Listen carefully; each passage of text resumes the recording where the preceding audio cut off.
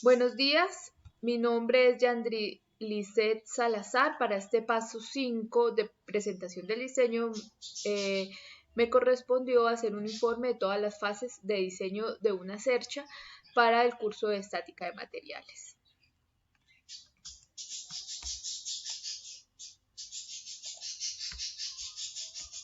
Bueno, la cercha que se escogió a nivel global fue la cercha tipo abanico, también era la que habíamos escogido en el grupo o que nos había correspondido por el número de grupo.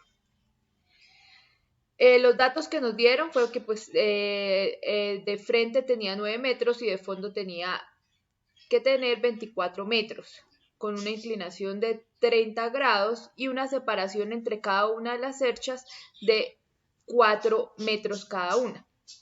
El perfil nos lo dieron como A36 y todas las consideraciones que esto tenga.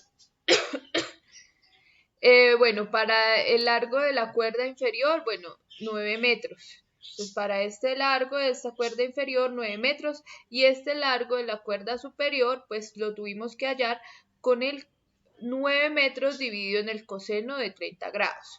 El número de cerchas se obtuvo dividiendo los 24 que tiene de fondo en la separación de cada una de las cerchas, sumándole una. Entonces son 7 cerchas, y aquí se pueden contar. El área de influencia lo hago multiplicando 4 por el largo de la cuerda superior. Y la velocidad del viento se tomó como sugerencia de 10 metros sobre segundo. Entonces, para calcular las cargas que soporta la estructura, entonces tomamos primero el largo de la cuerda superior, que es 10,32, este largo de esa cuerda, y lo divido en 6 porque son 6 tramos, 1, 2, 3, 4, 5, 6 tramos. El valor de cada uno de esos 6 tramos es 1,73, que da en la división de eso, y lo divido para acá. Lo que está aquí es igual a lo que está acá, entonces puedo decir que el valor de estas es igual al valor de estas. Lo mismo sucede para la cuerda inferior, que vale 9 metros, entonces lo divido entre 6 tramos, 1, 2, 3, 4, 5, 6 tramos, y el valor de cada uno es 1,5, que eso también estaba entre los datos. Para hallar la longitud de BL, CK, DK y bueno, la longitud interna, entonces puedo utilizar el principio del triángulo de Pitágoras. Entonces, como tengo aquí la inclinación, puedo decir que el opuesto es para el BL, ¿no? El opuesto al ángulo es la tangente. Bueno, la tangente la puedo relacionar opuesto sobre adyacente. Como tengo el opuesto y tengo el adyacente que es AL, entonces AL tangente de 30 grados. Lo mismo sucede para BK. Este BK que está aquí me forma un triángulo rectángulo con estos tramos que están acá. Entonces tengo el valor de LK, lo elevo al cuadrado, y tengo el valor de BK, que ya lo hallé arriba, y lo elevo al cuadrado. Y el teorema de Pitágoras me dice que los lados, los catetos elevados al cuadrado me dan la hipotenusa. Entonces aquí puedo hallar la hipotenusa, que es 1,73, este BK que está aquí. Con el mismo principio de Pitágoras, puedo hallar todos los que están acá, porque aquí me forman triángulos rectángulos, y el principio de Pitágoras o el teorema de Pitágoras aplica para todos los triángulos rectángulos. Luego tengo que calcular las cargas vivas. Entonces, las cargas vivas, bueno, las primeras que calculo son las cargas vivas, que son 70 metros por segundo por 41,68 metros por la aceleración o la gravedad, que es lo que nos mantiene pegados al suelo. Dentro de las cargas muertas tengo el peso propio de la cercha, el peso de las correas, el peso de las tejas, las cargas del viento, y luego tengo que sumar todas para formar la sumatoria de las cargas muertas. El peso de las correas. Entonces, bueno, el peso de las tejas. Tengo 38, pues para cubrir mi cercha, tengo 38,96 tejas. Por el peso de cada una, kilogramos por tejas por la gravedad. Entonces de ahí saco el peso de las tejas.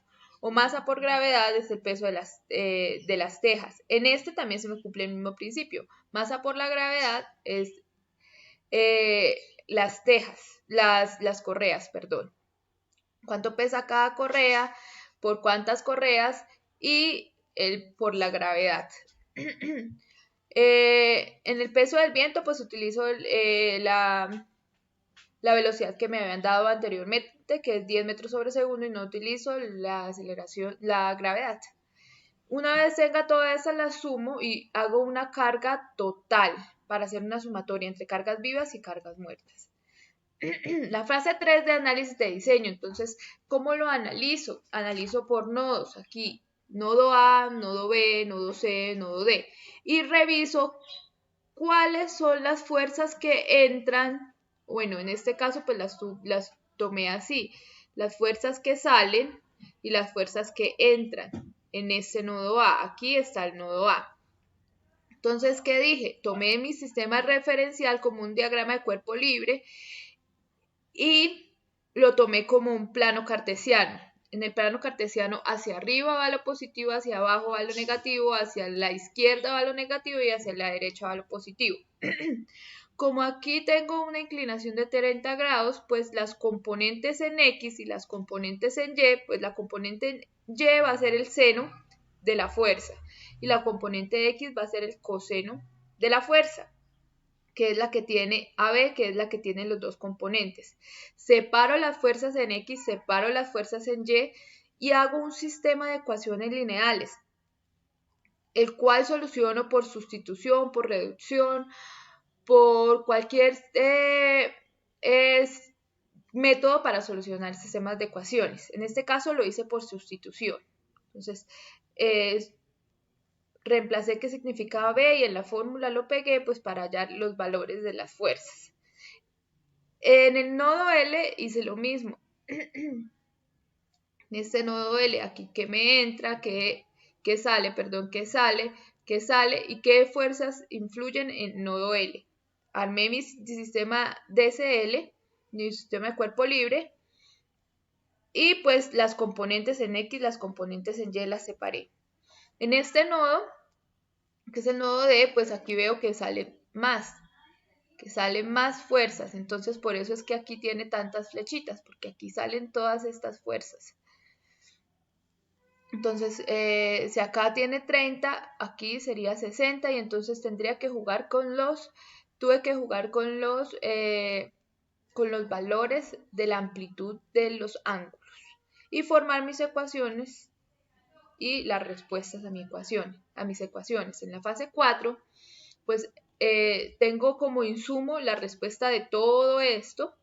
Esta es mi tabla. Entonces, a compresión están las fuerzas que me dieron negativas y a tensión están las fuerzas que me dieron positivas. Y cuando me dio 0, sería los elementos de amarre. En los elementos de amarre, por lo menos en este de J, este es un elemento de amarre y por eso me dio 0, que aquí se puede ver.